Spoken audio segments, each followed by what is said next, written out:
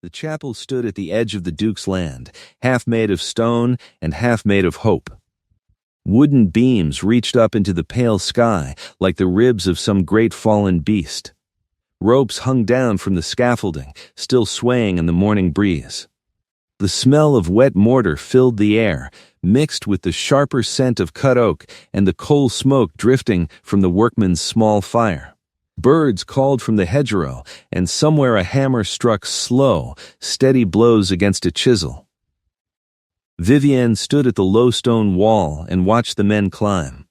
She had come down from the village on foot, her boots wet from the dew, her plain gray cloak damp along the hem. In her basket were 3 loaves of brown bread and a small jar of honey. She had brought them for the workmen because she had heard that the Duke did not always remember to feed the ones who came from far away. She did not know if this was true. She only knew that her father, before he died, had told her that a kind act cost nothing and often paid a great deal. The scaffolding rose high above her head. It was a strange, spidery thing, made of poles lashed with rope, planks laid across, ladders going up and up. She had never liked the look of such things. They seemed to her like a promise waiting to be broken. But the men worked on them without fear, calling out to each other in rough voices, laughing at some joke she could not hear. A small boy sat on the lowest plank, no more than 7 years old, his legs swinging over the edge.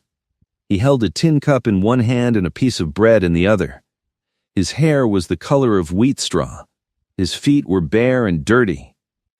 He looked down at her and grinned, and she smiled back before she could stop herself. "Careful up there," she called softly. "I always am, miss," the boy called back. "My pa says I've got the balance of a cat." "Cats fall too," she said. He laughed at that, a bright small laugh, and drank from his tin cup. Vivienne turned away and set her basket down by the workmen's fire. A large man with a red beard nodded at her. She said nothing about the bread or the honey. She only left them there and stepped back because she did not want thanks. She wanted only to have done the thing. She was about to walk on when she heard the sound. It was not a crash. Not at first. It was a groan, low and long, like a great tree bending in a wind that no one could feel. Then came a sharp crack, high above, and another and another. She looked up. The scaffolding on the eastern side of the chapel had begun to lean. The men above shouted. Ropes snapped like whips. A plank fell first, spinning end over end, striking the ground with a sound that shook her bones. Then another. Then the whole east face of the scaffolding came down all at once, poles and planks and buckets and men in a great roaring rush of dust and splintering wood. The boy was on it. Vivienne did not remember running.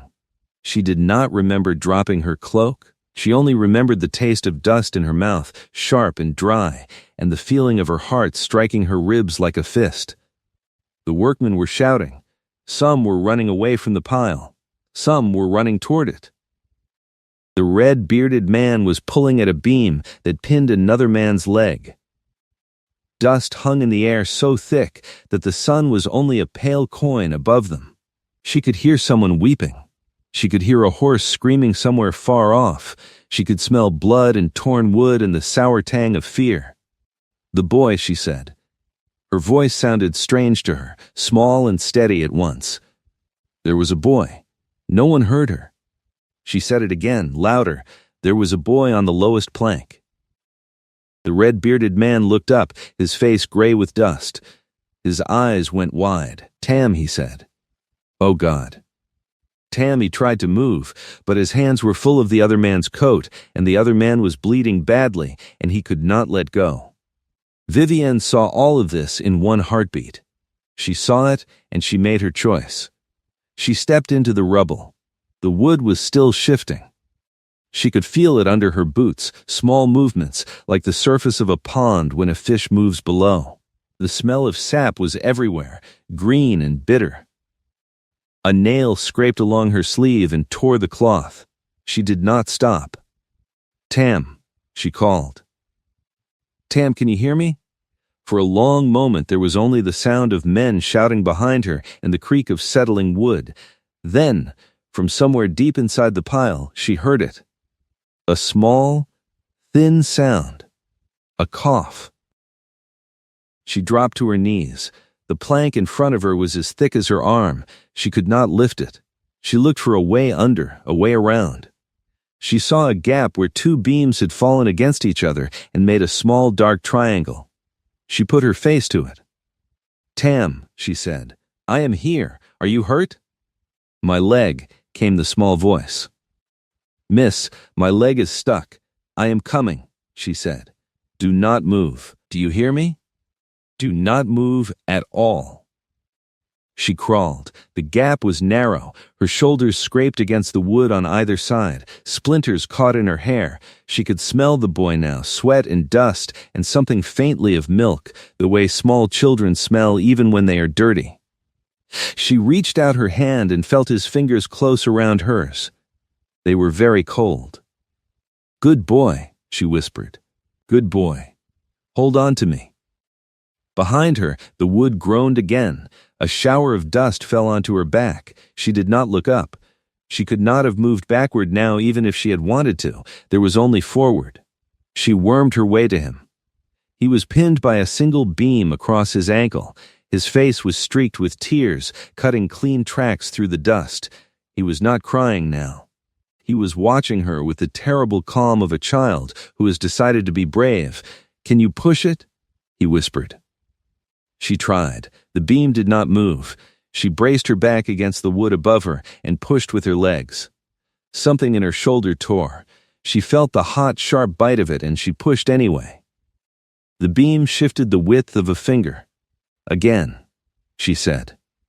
He nodded. She pushed again. The beam lifted, just enough. He pulled his foot free with a small cry. "Now come to me," she said. "Slowly, on your belly. Do not stand." He came.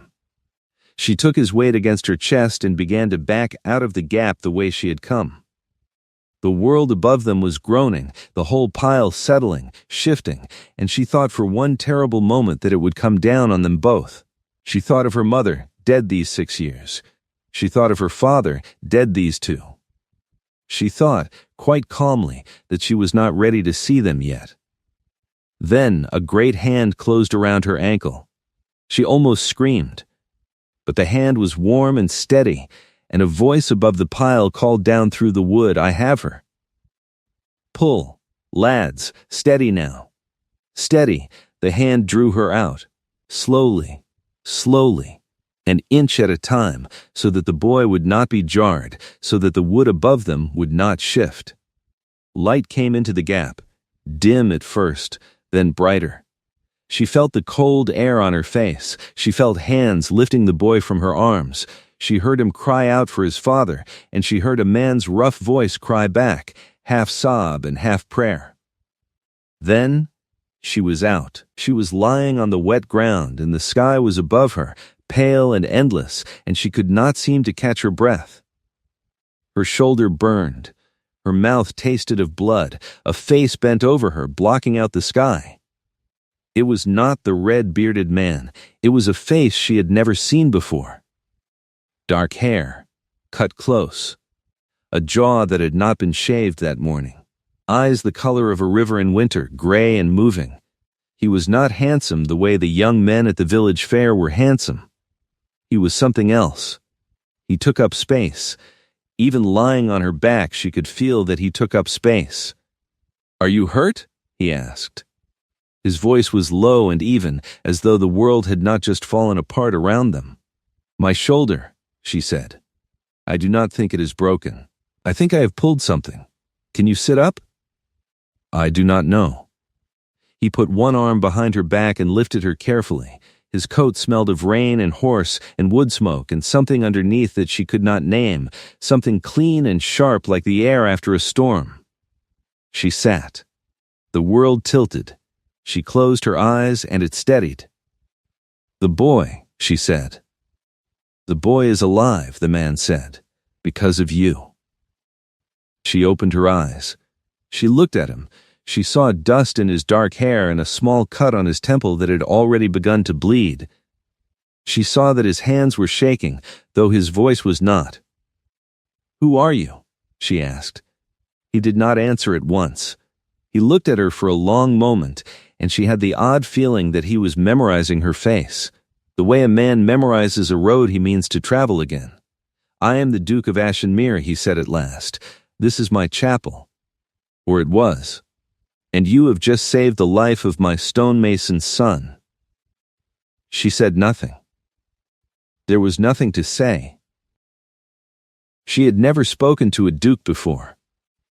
She had seen him once, at a distance, riding along the ridge above the village. She had thought him a proud figure then, and cold, the way people said he was. She had not thought he would be here, kneeling in the mud, with his hand behind her back. Behind them the workmen were pulling more men from the rubble. Some were living. Some were not. The red-bearded man was on his knees beside a small figure, and the small figure was crying, and the red-bearded man was crying too, and they were holding each other so tightly that Vivian had to look away. "There is a physician coming from the house," the Duke said. "You will come with me. You cannot walk back to the village on that shoulder." "I can walk," she said. "You cannot. I have walked further with worse." He looked at her then.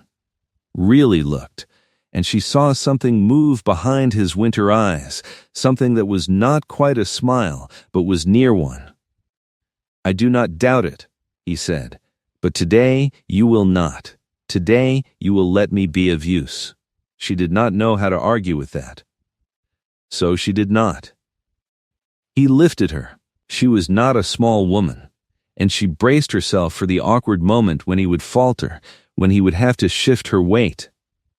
He did not falter. He carried her as though she weighed nothing, past the ruined chapel, past the weeping mason and his son, past the men who were now staring at her with wide, dust-rimmed eyes. She heard someone whisper, "That's the woman from the village. That's the miller's daughter."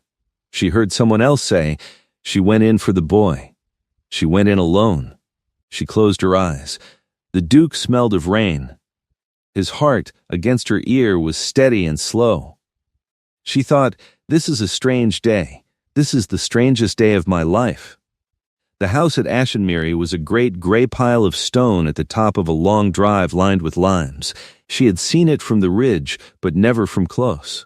Now she was carried through its great oak doors as though she had every right to be there, and the servants came running, and the housekeeper cried out, and someone brought a chair, and someone else brought hot water, and through it all the Duke gave orders in the same quiet voice, and everyone obeyed him at once. He set her down in a chair by the fire in a small parlor.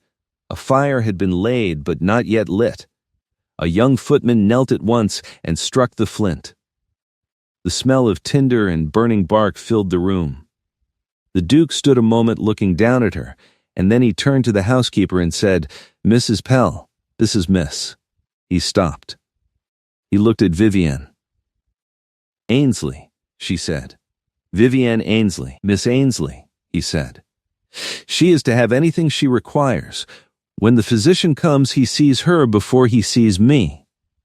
"You are bleeding, Your Grace," said Mrs. Pell. "When he sees me," said the Duke, "he sees her first." He looked at Vivienne again. His gray eyes rested on her face for the length of one slow breath.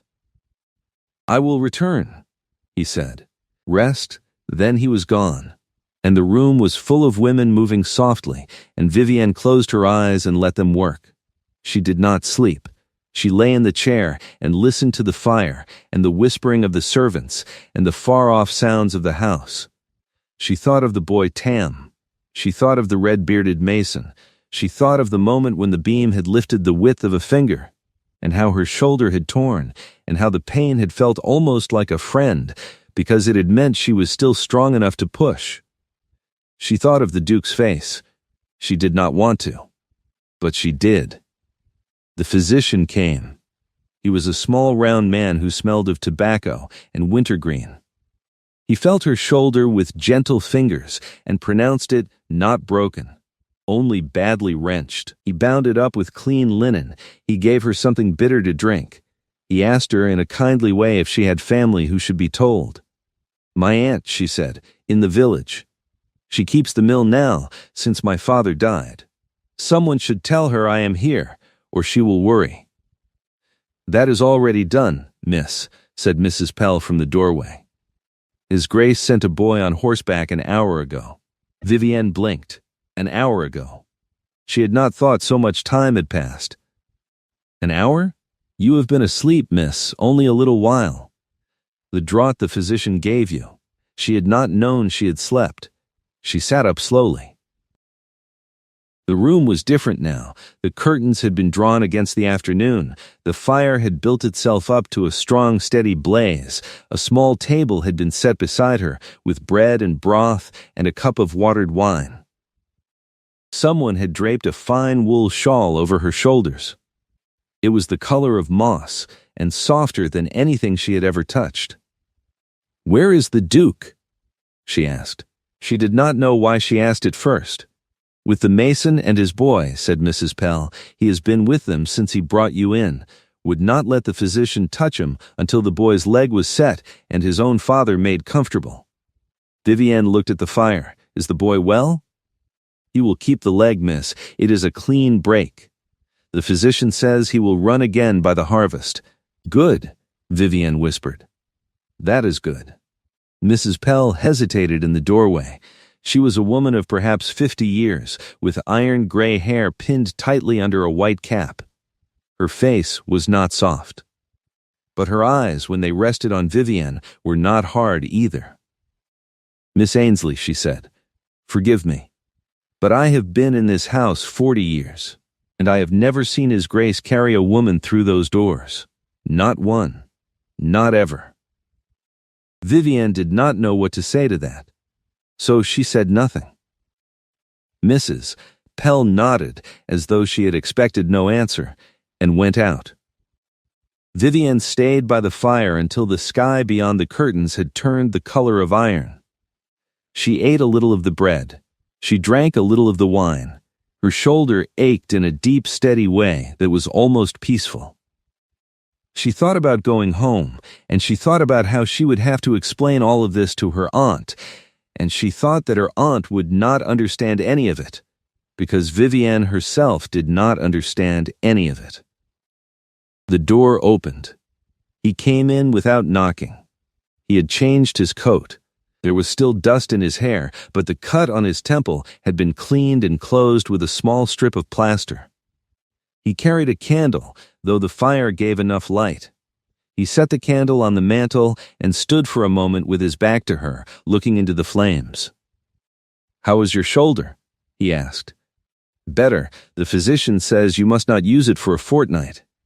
I have a mill to run. You have an aunt who runs the mill. He has spoken to her already. She sends word that you are to remain here until the physician releases you." Vivienne stared at his back. "My aunt said that?" "Your aunt said, and I quote her, 'Tell the girl she is not to lift so much as a broom until the doctor says. If she argues, tell her I said so, and she will mind me even if she will not mind a duke.'" Vivienne laughed. She had not meant to. It hurt her shoulder, and she pressed her hand against it, and she laughed anyway.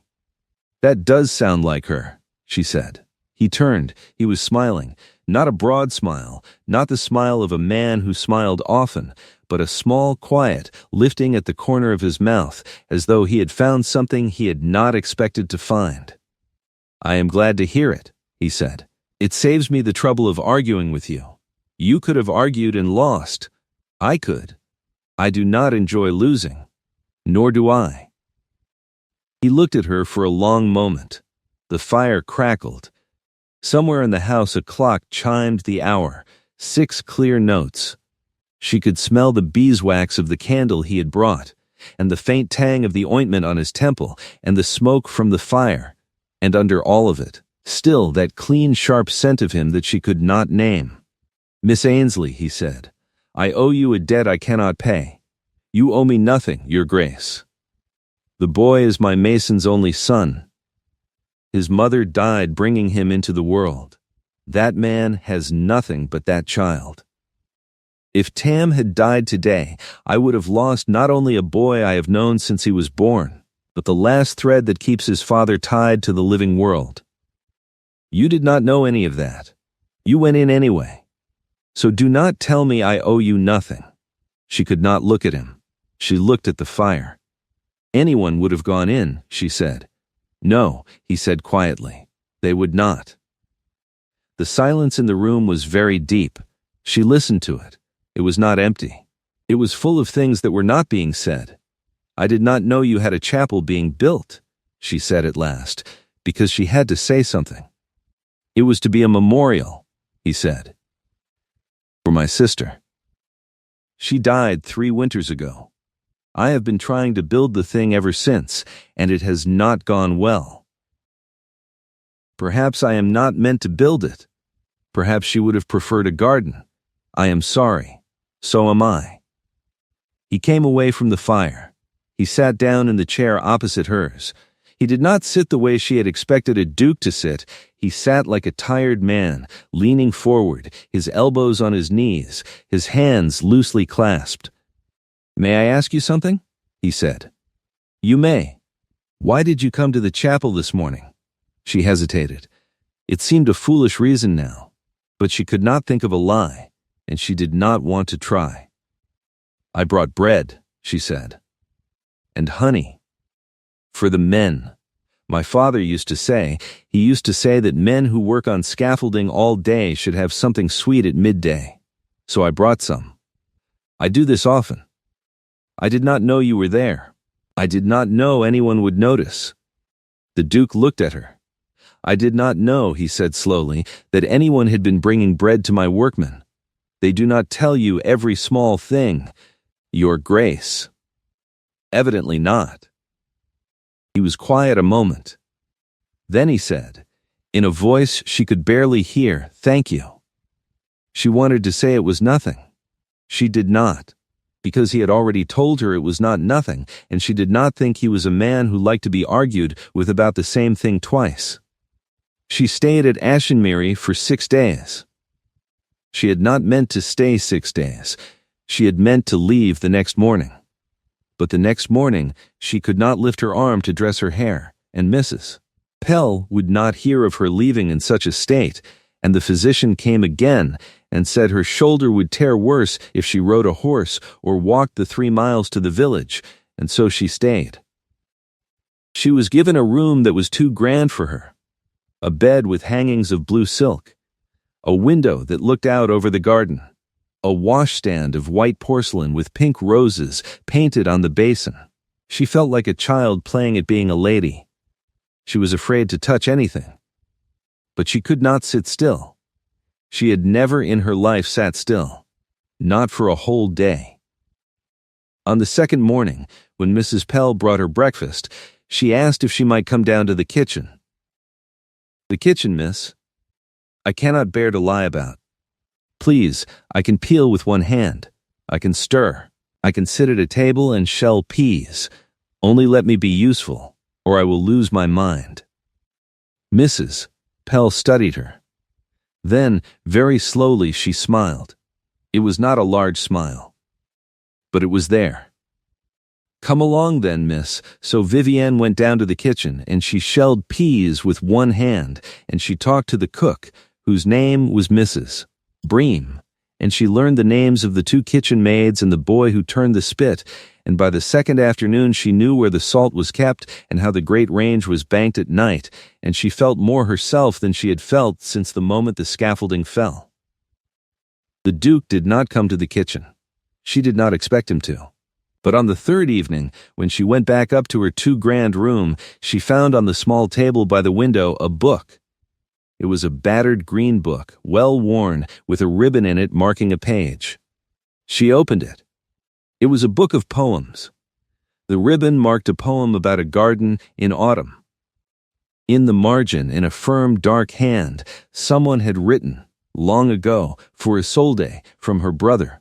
Vivienne closed the book very carefully. She set it back on the table. She sat on the edge of the great blue bed and put her good hand over her mouth. She understood then whose book it was and whose sister Isolde had been. She did not know why he had brought it to her room. She did not ask. But that night, when Mrs. Pell came to turn down the bed, Vivienne said, very quietly, "Please tell His Grace that I will take great care of the book, and that I am honored." Mrs. Pell only nodded, but her eyes were bright. On the fourth day, Vivienne learned something she had not been meant to learn. She was in the kitchen garden, sitting on a low stone bench in the sun, when one of the gardeners came through the gate with a basket of new potatoes. He did not see her at first. He was talking to his boy, and his voice was easy and warm. And then His Grace came down himself, mind you, at first light, with a purse in his hand. Said the mason was not to worry about a single thing. Said the boy would be schooled at His Grace's own expense, and if the leg did not mend right, there would be a place for the lad at the house so long as he lived. Said it standing in the man's own kitchen, with the sun coming up over the hills. Said it low, like he did not want it repeated, but my sister-in-law's cousin was there, and she heard every word. Did he not tell anyone? The boy asked. Not a soul. Would not let the mason thank him. Said it was no more than the boy's due, and left before the poor man could get his breath. That is the Duke, my lad. He'll not have a word said of a thing like that. He does it and moves on.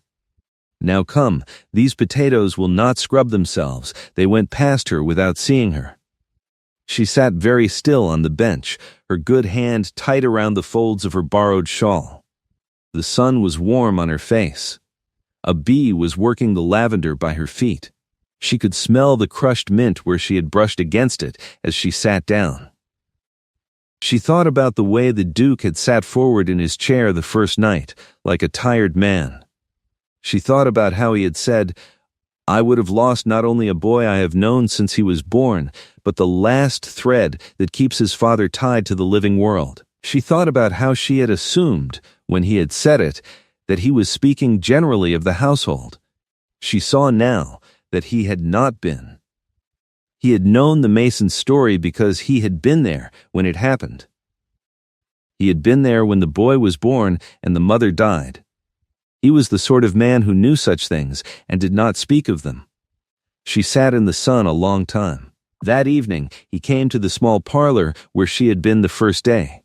He came without ceremony, as he always did, and he sat in the chair opposite hers, and he did not speak for a while. He watched the fire. "How is your shoulder?" he asked at last. "Better every day, Your Grace. And the kitchen?" "Mrs. Bream tells me you have taken over her spice rack." "I have not taken over anything. I only tidied it. Her salt was next to her sugar. Someone was bound to make a very sad pudding." "A sad pudding," he said gravely. "We cannot have that." She laughed. He did not, but the corner of his mouth lifted again, and she saw that he liked it when she laughed, though he did not know how to say so. "Your Grace," she said. "May I ask you something?" "You may. Why did you bring me your sister's book?" He was quiet for a long time. The fire snapped. A log shifted and settled. Outside, somewhere, an owl called. "Because," he said finally, "you saved a life today." Or 6 days ago, rather, and when I sat by my sister's grave 3 winters ago, the thing I could not bear was that no one had been able to save hers. And it occurred to me that a woman who runs into a falling chapel for a mason's boy is a woman my sister would have wished to know. So I brought you her book. I hope I did not overstep. Vivienne looked at her hands. "You did not overstep," she said. "Good, Your Grace, Adrian," he said quietly. "When we are alone in this room, my name is Adrian. It was a gift from my mother, and she gave it before she knew I would be a duke. I like it best when it is used by people who did not know me as one first." She swallowed. Adrian, he closed his eyes for the briefest moment, as though the sound of it hurt him a little, in a good way. She stayed 2 more days. They did not speak of anything grand. They spoke of small things. The garden, the village, the way the light fell in the long gallery in the mornings. He asked her about the mill. She told him about the 2 great stones that ground the corn and the way her father had taught her to feel the grain between her fingers to know if it was dry enough. He listened as though he had never heard anything so interesting in his life. She asked him about the chapel. He looked into the fire a long time before he answered. "I do not know if I will finish it," he said. "The scaffolding collapsed because the men who supplied the timbers gave me green wood. I paid for seasoned oak, and I received oak that had been cut 2 months ago. A man could have died. 6 men were hurt. A child was almost killed.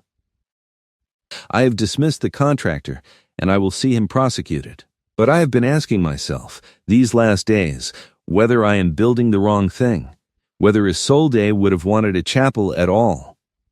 "What did she love?" Vivienne asked. He looked at her.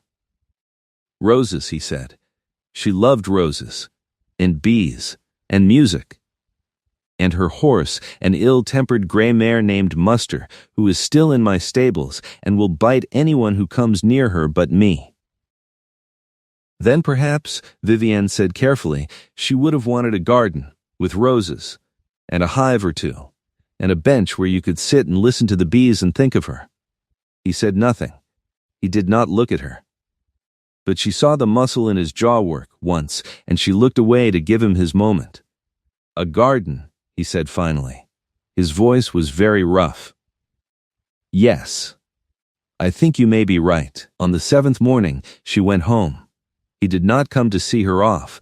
She had expected that he would, and she had prepared what she would say, and when she found that he had ridden out at dawn on estate business, she felt a small drop in her chest that surprised her. She had not thought she would mind so much. But there was a carriage waiting for her, and Mrs. Pell packed her a basket of things she was to take to her aunt, bread and a pot of honey and a piece of cured ham and a small parcel wrapped in blue paper that Mrs. Pell did not explain, and the housekeeper embraced her at the door, quite unexpectedly, and said, "Come back to us soon, my dear." Vivienne rode home in the carriage, feeling as though she had dreamed the whole thing. Her aunt met her at the door of the mill house. Her aunt was a small, sharp woman with hair the color of steel and hands that had never in living memory been still. She looked her niece up and down, took the basket from the coachman, thanked him with the dignity of a queen, and did not speak a word until the carriage had rolled away down the lane. Then she took Vivienne's face in both her hands and looked at her hard. "You are a very foolish girl," she said, "and a very brave one. And you will tell me every single thing that happened at that great house, and you will not leave out a syllable." "Yes, Aunt Marta, but first you will eat. You look as though you have not eaten in a week." "I have eaten a great deal, Aunt." "You look thin." "Come in." Inside, Vivienne opened the blue paper parcel. It was a small book, a book of poems by a woman named Catherine Phillips. On the flyleaf, in the same firm dark hand she had seen in the margin of Isolde's book, someone had written, "For Miss Ainsley," because a woman who reads poems in a mill house should have poems of her own, not alone. A gift. Vivienne stared at it a long time. Then she closed the book very carefully and put it on the shelf beside her father's Bible, and she went to help her aunt in the kitchen, and she did not speak of it at all. But she thought of it. She thought of it every day. The village talked. Of course it did. A miller's daughter had been carried into Ashenmere by the Duke himself, and had been kept there 6 days, and had come home in a carriage with a basket. There was no way to keep such a story quiet. Some of what was said was kind, some was not. The worst of it came from a woman named Mrs. Rosemary Chettle, who kept the ribbon shop on the High Street, and who had a niece of her own that she had long wished to place in some grand house. Mrs. Chettle had a particular gift for taking a small true thing and dressing it up in cruelty until it could no longer be recognized as itself. Vivienne heard the first version of it 3 weeks after her return. She had gone into the shop for a spool of gray thread. Mrs. Chettle was speaking loudly to 2 other women near the window. She did not stop when Vivienne came in. If anything, she raised her voice. And one wonders, of course, what precisely goes on in these great houses when a young woman is kept for a week without her family. One tries to be charitable. But the miller's girl is not the sort a duke marries. And a duke who takes such an interest in a girl he does not intend to marry is a duke who intends something else entirely. Do you not agree? The two women murmured, uncertain, glancing at Vivienne. Vivienne walked calmly to the counter. She set down her coin. She said, quite clearly, "A spool of gray thread, please, number 40. Mrs. Chettle turned. She smiled a small, tight smile. "Miss Ainsley, I did not see you come in. You saw me, Mrs. Chettle. Gray thread, please, number 40. Of course." Mrs. Chettle reached for the drawer. Her hand did not shake, but her mouth did, at one corner. "And how is your shoulder, my dear?" "I hear you were very brave. Very bold." "My shoulder is well. Thank you." "One does hope," Mrs. Chettle said, sliding the spool across the counter, "that a girl's boldness does not carry her further than she should like to go. A girl without a mother has no one to advise her, of course. Some of us must think of what your poor father would have wished." The shop was silent. The two women by the window were staring at their hands. Vivienne picked up the spool of thread. She looked Mrs. Chettle in the face, and she said, in a voice so low and calm that it carried further than a shout, "My father would have wished me to pull a child from a burning pile of timber before the timber crushed him. That is what my father would have wished. He wished me nothing else in this world so much as that. I will thank you, Mrs. Chettle, not to speak of him again." Then she turned and walked out of the shop. She did not cry. Not in the street. She held her head up and she walked to the mill house, and she went into her small room, and she sat on her bed, and only then did she put her hands over her face. And she did not cry then either. She only sat for a long time with her hands over her face and listened to her own breathing. She did not know that a boy had been in the shop that morning, buying a paper of pins for his mother, and had heard every word. She did not know that the boy had run home and told his mother, who had told her sister, who was married to a groom at Ashenbury. She did not know that by nightfall the story had reached the Duke. She did not know any of this until 3 days later, when the Duke's carriage came up the lane to the mill. Aunt Marta saw it first. She came into the kitchen where Vivienne was kneading bread and said, "Wipe your hands, girl. He is here." Vivienne wiped her hands. Her heart was doing a strange, uneven thing in her chest. She smoothed her apron. She went to the door. He was already out of the carriage. He wore a dark coat and no hat. He was not smiling. He looked, she thought, as she had first seen him, a man who took up space without meaning to. "Miss Ainsley," he said, "Your Grace. May I speak with you?" "Of course." He looked at Aunt Marta. "Madam." "May I speak with your niece?" Aunt Marta studied him for a long moment. Then she said, "You may speak with her in my parlor, Your Grace. With the door open. I shall be in the kitchen with the bread. Thank you," he said gravely. Vivienne almost laughed. She led him to the small parlor. It was a plain room, with a rag rug on the floor and a pair of old chairs by a small fire. Everything in it was clean and worn. She sat in one of the chairs. He sat in the other. He looked around the room for a moment, and she thought she saw him take in every detail. The framed sampler on the wall that her mother had stitched as a girl, the small brass clock on the shelf, the vase of dried lavender on the sill. "Miss Ainsley," he said, "I heard 3 days ago what was said to you in Mrs. Chettle's shop." Her face went hot. "Your Grace, you did not need to concern yourself. I did." She stopped. "I did," he said again, more quietly. "Because whatever else may be true or not true between you and me, the fact that you were being spoken of in that way in a public shop is a matter I caused. I did not carry you into my house without knowing what would be said. I did it anyway, because I could not think of another way to keep you alive." but I owe you the debt of undoing what I have done to your reputation. You owe me no such debt. I do." He leaned forward, his elbows on his knees, his hands loosely clasped in the way she remembered from that first night. "Miss Ainsley, Vivienne, I have thought a great deal these 3 weeks. I have not slept as I should. I have been building a garden in place of a chapel, and I have not been able to plant a single rose without thinking of what you said and how you said it, and the way you looked when you said, perhaps she would have wanted a garden." Vivienne could not speak. "I did not come here today," he said, "to offer you protection because a woman in a ribbon shop spoke unkindly of you. I came here today because I have been trying for 3 weeks to think of a reason not to come. I have not found one. Every reason I have thought of has been a reason of pride or fear or habit. None of them has been about you. So I have come." He looked at her. "I do not know if you can love me," he said. "I do not know if you wish to. I know only that when the scaffolding fell and I ran to the pile and I saw a woman I did not know go in after a child I did love, I felt something break in my chest that has not mended and will not mend, and I do not wish it to.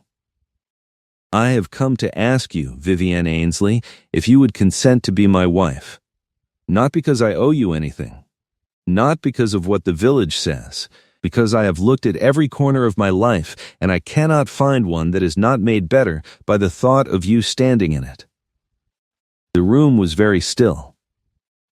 The fire made a small crackling sound. Outside, a hen was clucking in the yard.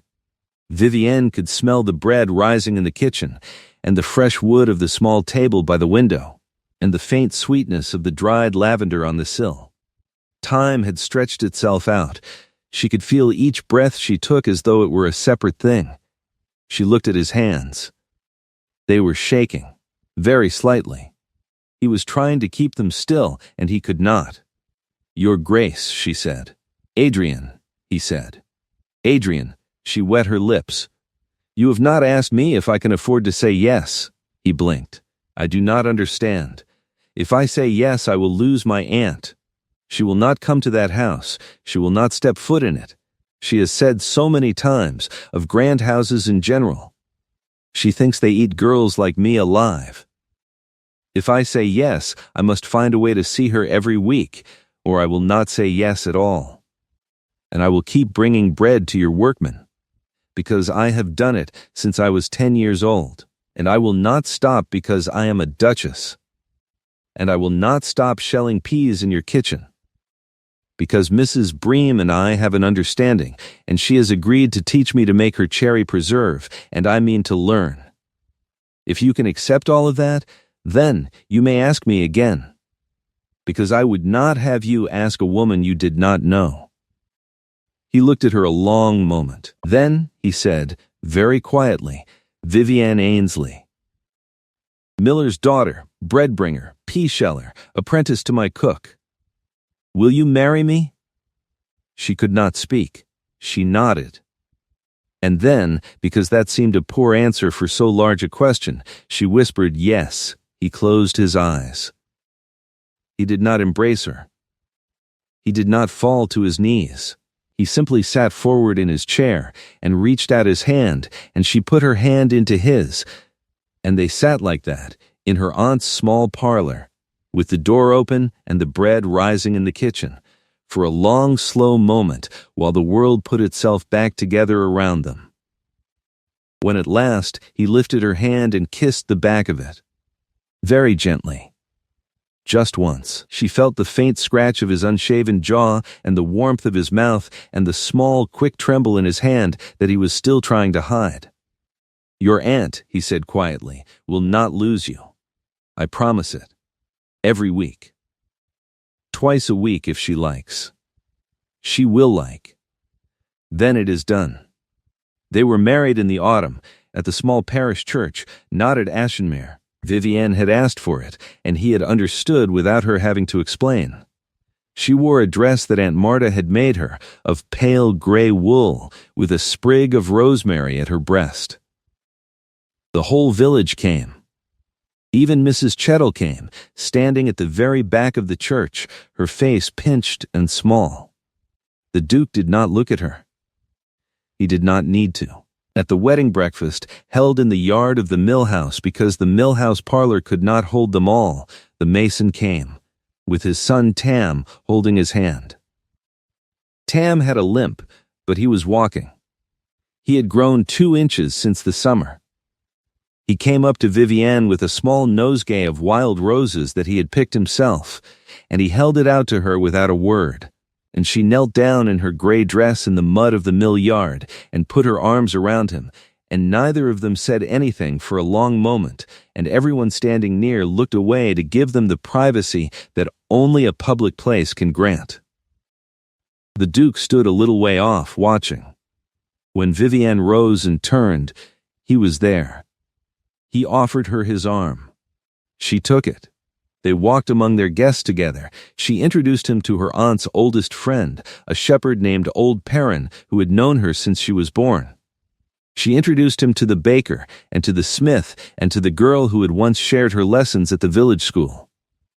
He greeted each of them by name, though he had only just been told the names, and each of them stood a little straighter when he did. Aunt Marta watched them from the doorway of the mill. Her arms were folded. Her face was as sharp as ever. But when Vivienne looked at her, once across the yard, Aunt Marta lifted her chin and gave one small firm nod, and Vivienne knew that she was, in her way, the happiest woman in the county. They lived at Ashenmere. The garden was built in place of the chapel, and Vivienne planted the first rose herself, a pale pink one that Adrian said reminded him of Isolde.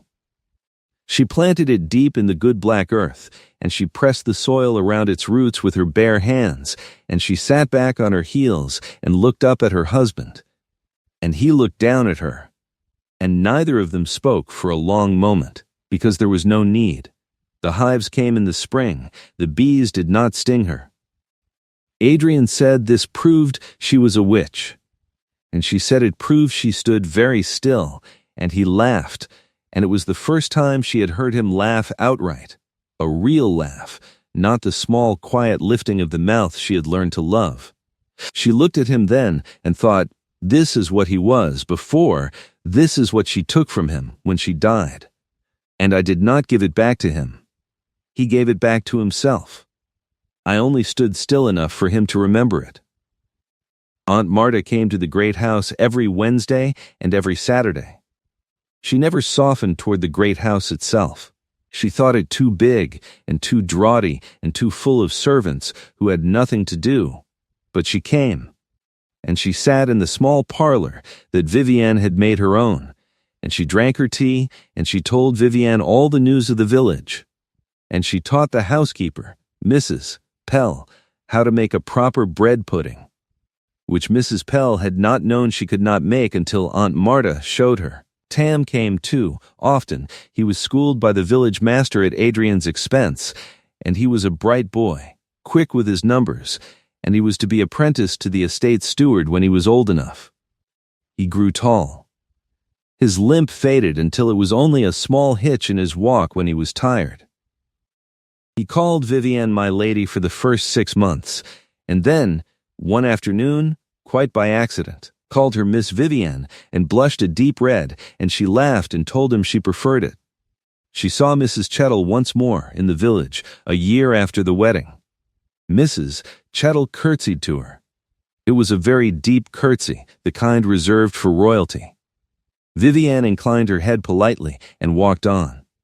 She did not need Mrs. Chettle to be sorry, she only needed the world to move. On a night in the second winter of their marriage, they sat together in the small parlor at Ashenmere. The fire was high. Snow was falling outside, thick and quiet, and the wind was very still. Adrian was reading. Vivienne was mending. Her shoulder had never been quite the same since the day of the chapel, and she rested it now against a small cushion. He noticed. He always noticed. "Are you tired?" he asked. "No, come and sit with me." She rose. She went to his chair. He drew her down onto the arm of it, and she leaned against him, and he set his book down. He put his hand over hers. "I was thinking," he said of the boy. "Tam? Yes, he came to see me today. He asked me if he might one day, when he is older, work in the garden, the rose garden. He said he thought it was the finest place in the world." Vivienne smiled. "What did you tell him?" "I told him that when he is 15, he may work in the garden every summer if he wishes, but that if he wishes it to be the finest place in the world, he must speak to you, because you are the one who has made it so." She was quiet a moment. "He would not have said any of that," she said softly, "if I had not gone into the pile that day. No, and I would not have been there," she said, "if I had not brought the bread. No, so many small things," she said. "So many small things had to happen exactly as they did." He turned his hand and laced his fingers with hers. His thumb moved once, slowly, across her knuckles. "Yes," he said. "All of them." She looked at the fire. She thought of the moment when the scaffolding had come down. She thought of the taste of dust in her mouth, and the cold of the boy's fingers, and the way the beam had lifted the width of a finger, and the way the Duke's hand had closed around her ankle in the dark. She thought of the 6 days at Ashenmury. She thought of Mrs. Chettle in the ribbon shop, and the walk home with the spool of gray thread. She thought of the day he had come up the lane in the carriage, and the small parlor at the mill, and the smell of rising bread, and the way his hand had shaken in hers. She thought that a life was made of moments the size of a finger breadth, lifted at exactly the right time. "Adrian," she said. "I love you." He did not answer at once. He never did. He was not a man who answered the important things quickly. He held her hand, and he watched the fire, and after a long moment he said, very simply, "I know. I love you too. I have loved you since you told me not to have a sad pudding." She laughed. Her laughter was quiet and full. He turned his face into her hair and breathed in, once, deeply, and then let the breath out. Outside, the snow went on falling, silent and thick, over the garden where the roses slept under their winter blankets of straw, over the small stone bench where Adrian sometimes sat in the summer and listened to the bees, over the long drive lined with limes, over the village in the valley, over the mill where a lamp still burned in Aunt Marta's kitchen window, over the small parish church where two people had once promised each other a life. Vivienne rested her cheek against her husband's dark hair. She closed her eyes. She listened to his heart, which was steady and slow, as it had been on the morning he had carried her out of the ruin. She had gone in for a child, and she had come out with a life she had never dared to imagine, and she understood at last that some falls are not endings, but the beginnings of everything that comes after.